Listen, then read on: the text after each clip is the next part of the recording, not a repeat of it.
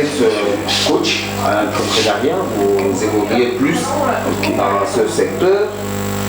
Autant d'années. Présentez-nous d'abord l'état des lieux de l'entrepreneuriat en RDC, d'une manière générale, dans la province du Haut-Katanga ou bien le Katanga en particulier.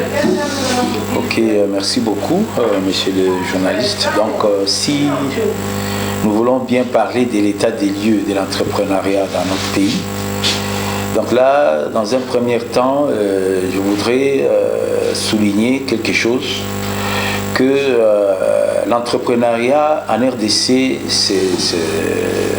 se porte à merveille. Pourquoi? Parce que j'ai dit, l'entrepreneuriat est là en RDC, mais c'est l'ignorance. Ceux-là qui sont dans l'entrepreneuriat sont dans l'ignorant. Ils ne savent même pas qu'ils sont entrepreneurs. Vous parlez de l'entrepreneuriat qui se porte à merveille, alors que l'on dirait, si l'on veut compter aujourd'hui, les entrepreneurs ne sont pas comptés plus de 100. Moi, je vous dis le contraire. Parce qu'on est actuellement à 100 millions, quelque chose comme ça. Et que d'une manière générale, on vous dit que non, au Congo, en fait, il y a du chômage.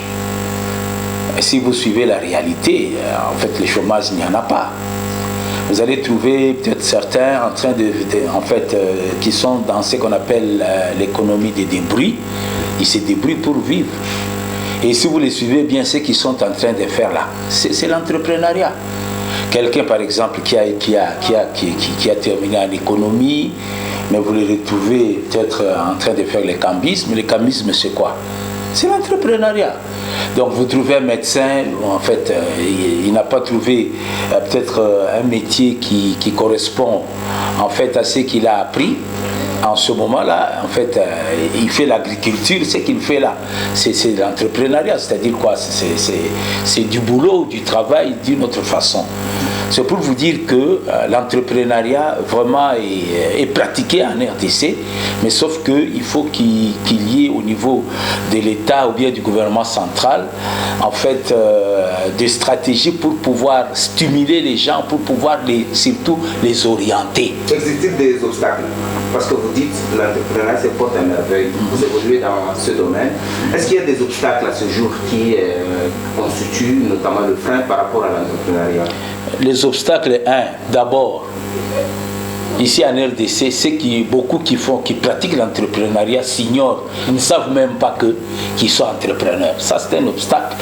Quand quelqu'un fait quelque chose, mais il n'est pas conscient de ce qu'il est en train de faire, c'est un obstacle. Une fois qu'il soit informé, vous allez voir qu'il va vraiment être très performant. Donc, il y a l'effet en fait de l'ignorance, de la méconnaissance de ce qu'on est en train de faire. Ça constitue un obstacle.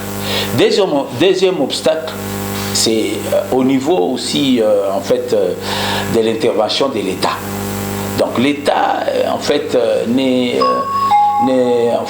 n'intervient pas vraiment totalement dans ce qu'on appelle pour pouvoir aider tous ceux-là qui sont dans l'entrepreneuriat. Effectivement, nous savons qu'il y a des efforts par-ci, par-là que l'État est en train de faire, mais ce n'est pas suffisant. Ce n'est pas suffisant.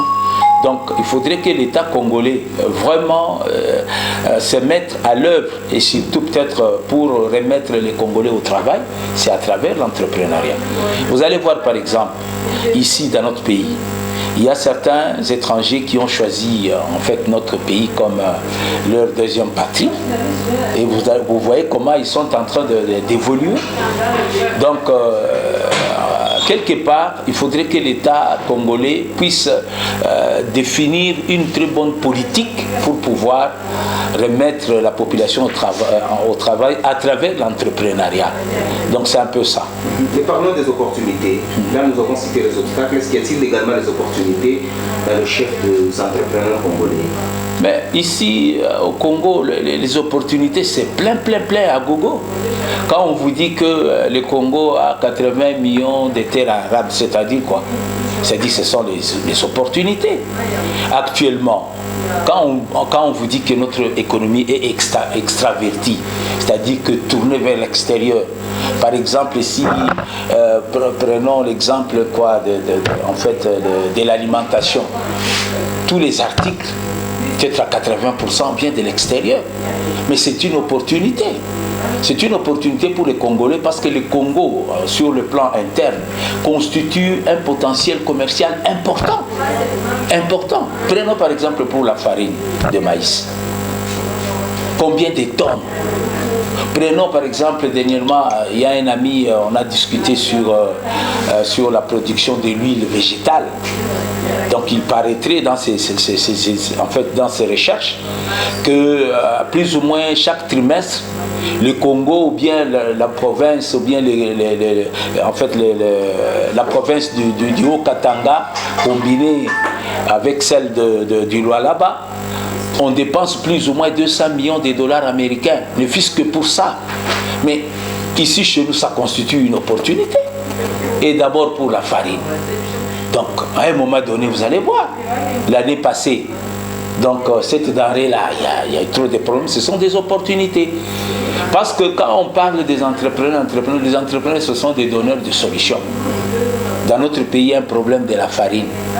Et tous les entrepreneurs qui sont bien avisés, voilà l'opportunité où il faut se battre et secouer l'État pour que l'État puisse leur donner des moyens pour qu'ils puissent se produire. Donc voilà en fait une des opportunités ou certaines des opportunités. Donc au Congo, c'est plein. Et d'ailleurs au Congo, c'est honteux de dire qu'il y a des chômeurs. Oh. Par exemple, prenons pour la farine. Si nous comparons avec les autres pays, vous voyez l'État, en fait certains États s'impliquent dans l'agriculture, sérieusement dans l'agriculture. Mais ici chez nous, est-ce qu'il y a des stocks, par exemple, pour dire que pendant 2 ou 3 ans, même s'il y a telle catastrophe, l'État congolais pourra nourrir sa population? Il n'y en a pas. Des stocks stratégiques, il n'y en a pas. Donc c'est pour vous dire que Dieu, vraiment, par moment, il y a certains qui disent que le Congo a été créé, en fait, quand Dieu était fatigué, donc c'est là où il a mis sa tête. C'est pour ça qu'on dit que beaucoup des ressources se retrouvent au Congo.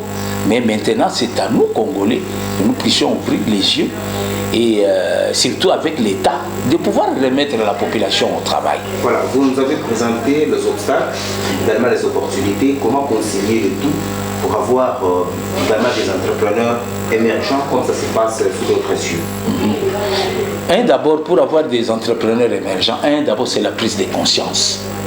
Parce qu'à un moment donné, quand on entend parler entrepreneuriat, c'est comme des slogans. Entrepreneuriat. Moi, je vous donne certains exemples. Nous avons, parmi les obstacles, nous sommes des privés. Moi, je suis un coach, je suis un formateur. Nous avons initié beaucoup de choses dans l'entrepreneuriat, mais nous sommes bloqués. Nous sommes bloqués par l'État, par ceux-là qui représentent l'État. Donc quand vous présentez par exemple des projets, par exemple qui peuvent arriver à embaucher peut-être ici dans la ville de Lubumbashi 500 personnes, mais pour faire passer ces dossiers-là, c'est horrible. Donc par moment, donc il y a ceux-là qui représentent l'État, ne jouent pas tellement leur rôle. Parce qu'ici, nous ne voulons pas entrer en détail. Donc ceux qui représentent l'État, vraiment, ils doivent vraiment aider l'État et la population à se prendre réellement en charge. Albert Kalonji, nous vous disons merci. C'est à moi de vous remercier.